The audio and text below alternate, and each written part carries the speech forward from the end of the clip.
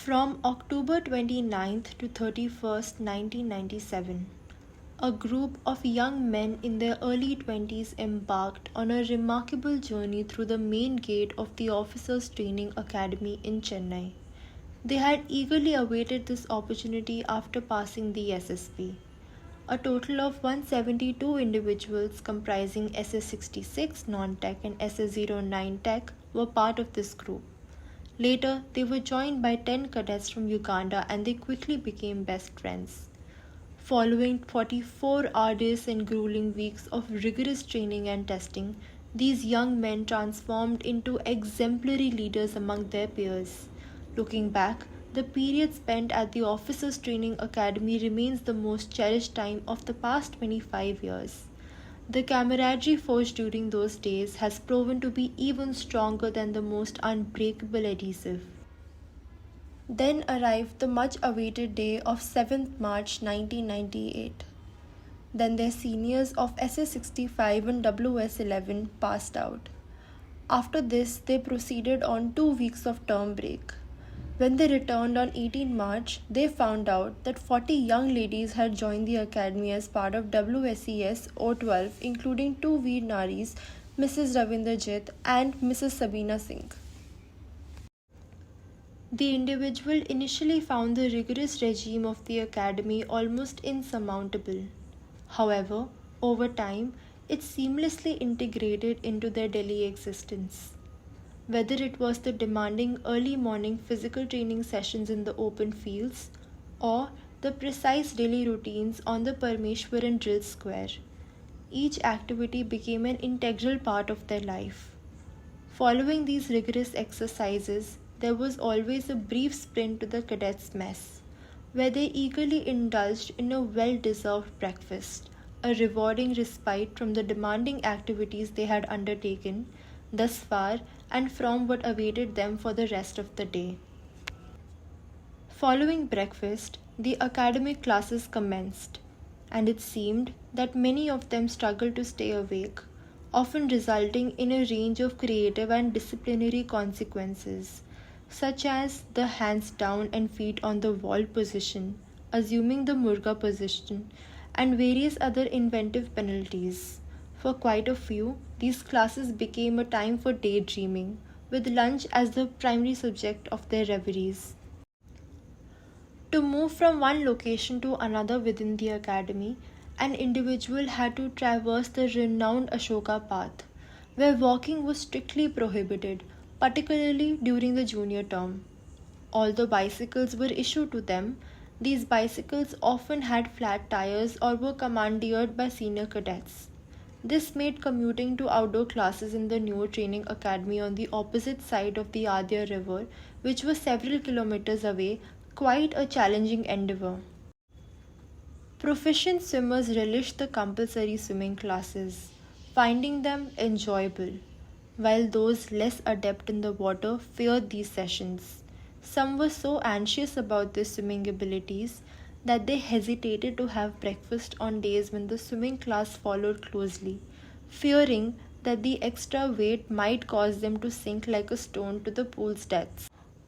After the evening games, the most eagerly anticipated moment arrived when tea and snacks were delivered to the company's barracks.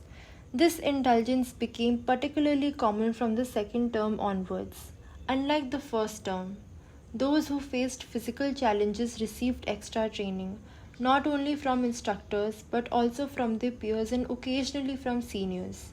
These additional sessions sometimes extended beyond dinner and even on holidays. Sundays were synonymous with intense physical activity. Almost all companies engaging in 12-kilometer long runs in preparation for the Inter-Company Cross-Country Championship. The iconic P or Punishment Hill played host to various demonstrations and classes, always concluding with a few additional climbs of the hill as the cross-country route passed over the P hill. Sunday liberties or outpasses were granted after successfully passing the mandatory drill square test.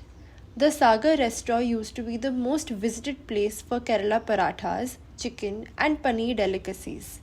Those less fortunate who could not go out were often treated to snacks and pastries by the ones who ventured out that day.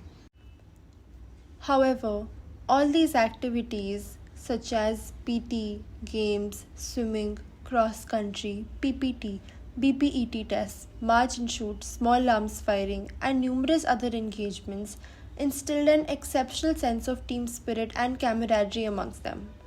The relationship formed within the academy is enduring and unbreakable, lasting a lifetime.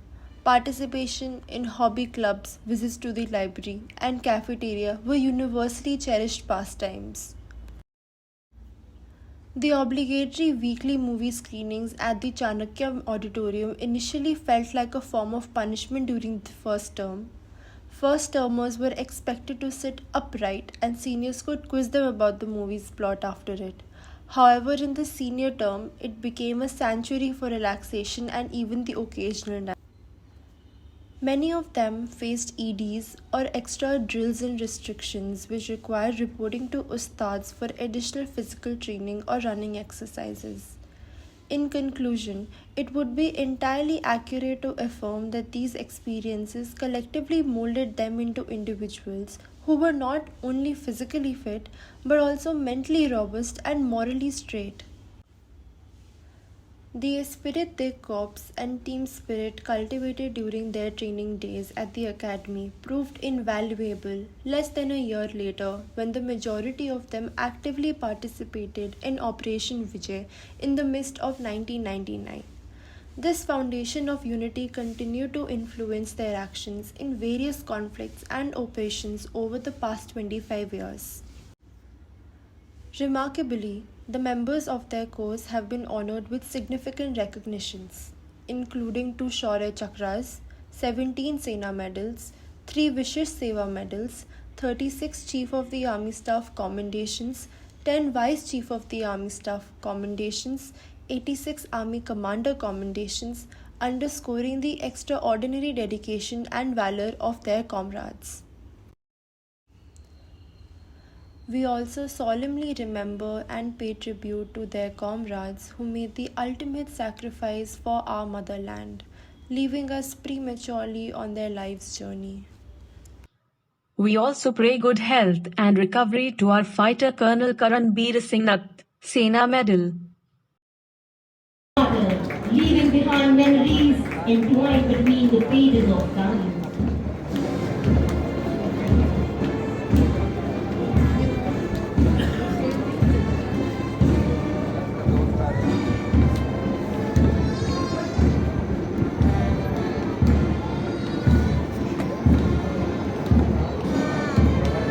Our flag doesn't fly because the wind moves it. It flies with the last breath of every soldier who made the supreme sacrifice protecting it. Ladies and gentlemen, please look forward. You can see 2 through helicopters and a flying Chetak in lead of 840 Coast Guard Squadron, also known as Varatras, in line Aston formation approaching the saluting dais. The formation is led by Commandant Sri Ram and Deputy Commandant Vaibhav Mishra.